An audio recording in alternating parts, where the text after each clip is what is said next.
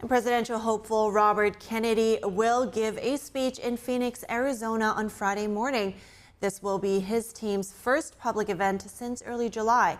RFK says Friday's speech will outline his next steps in the campaign. His running mate, Nicole Shanahan, said in a podcast interview on Tuesday that the campaign is considering whether to drop out of the race and join forces with former President Trump.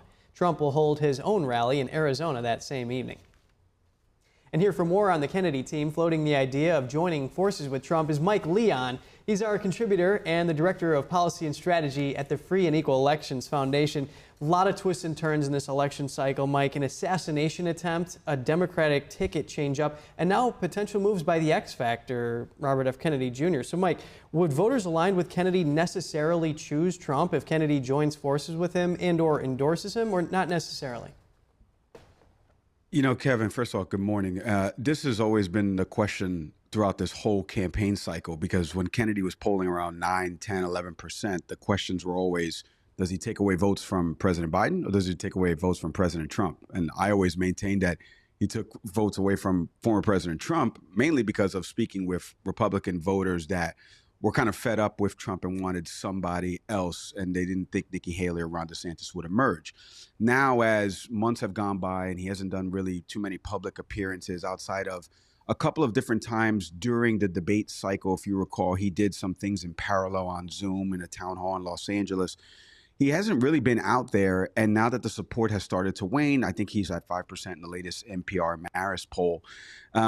This is very interesting for him to finally decide that he's going to step aside, and obviously who he will endorse. Will those voters go out and turn out for that candidate? I think in the Trump regard, I think Trump has his base already, Kevin. I don't know how many of the RFK voters would actually go out there and now vote for Donald Trump, because the alternative is going to be the couch. You know, they're not going to vote for Kamala Harris.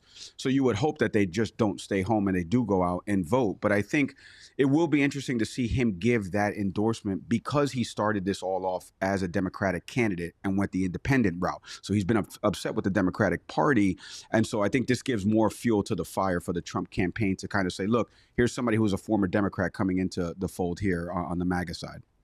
Very interesting analysis, Mike. And, you know, there's a politics column in the Washington Post by Philip Bump, and he addresses this possible Kennedy endorsement of Trump, and he poses an interesting question. Why not see if the other, more viable candidate, namely Trump in this case, would consider adopting some of Kennedy's policies in exchange for votes? Open a comment on that. But you said 5%. Well, you know, 538's got him at about 4.7%. They said they want to stay in the race, see if they can get that public support for a possible 2028 bid. Do you think Kennedy's serious about staying in, or is he going to flip? Yeah, I don't know if he's serious about staying in. Look, the first thing that you were talking about, the weirdness of the political cycle, I was talking to somebody familiar with the Kennedy campaign, because obviously we've done some stuff with him at the Free and Equal Elections Foundation. And they said to me, it's very interesting that Nicole Shanahan, the VP pick, would announce all of this and would break all of this, right? Because you never see that. You see the candidate themselves decide the route and the path that they're going to take. In terms of whether or not RFK stays in American politics, that's a decision for him. But I want to go back to what you said about Trump maybe adopting some of his policies.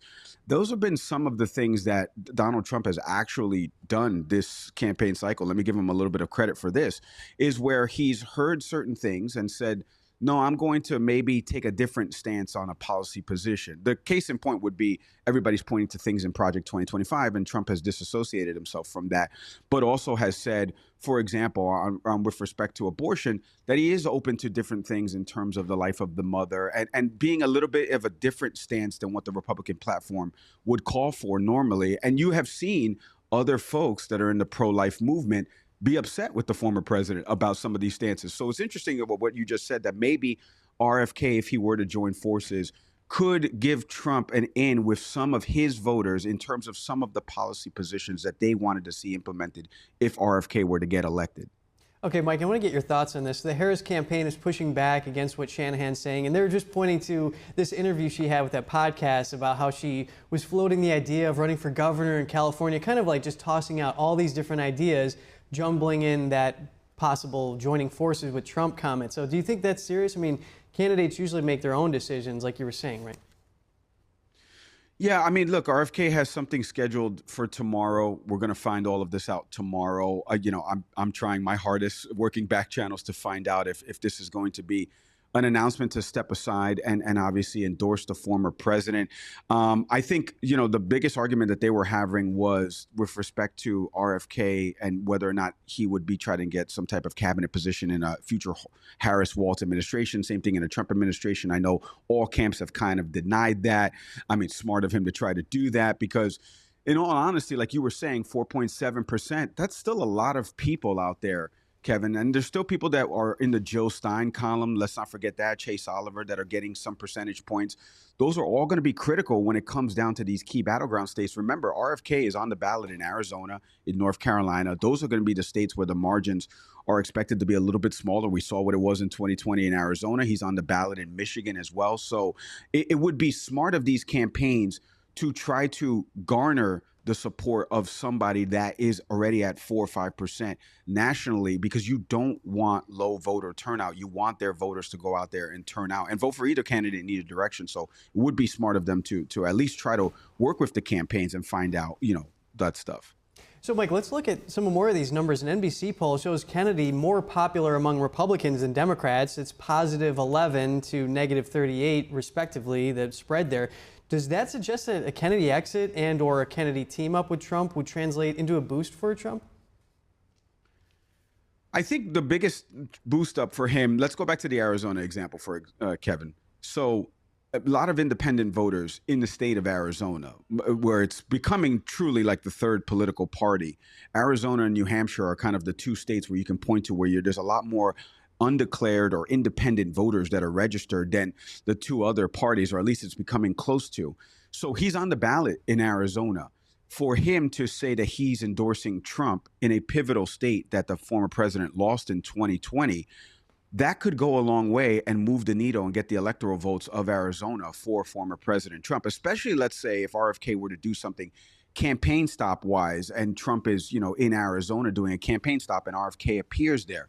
So that's what I'm talking about in terms of these campaigns trying to talk to the RFK campaign. We shouldn't be brushing it aside because the person has 4 to 5% in national polling, Kevin. It's not so much statewide stuff, it's national polling. And when you're looking at these key battleground states where he's already on the ballot in Arizona, you want to garner the support of somebody like that to hope that his voters turn out. So perfect example and microcosm of all of this is where RFK is on the ballot in Arizona and how that state could potentially be in play if he throws his support to former President Trump.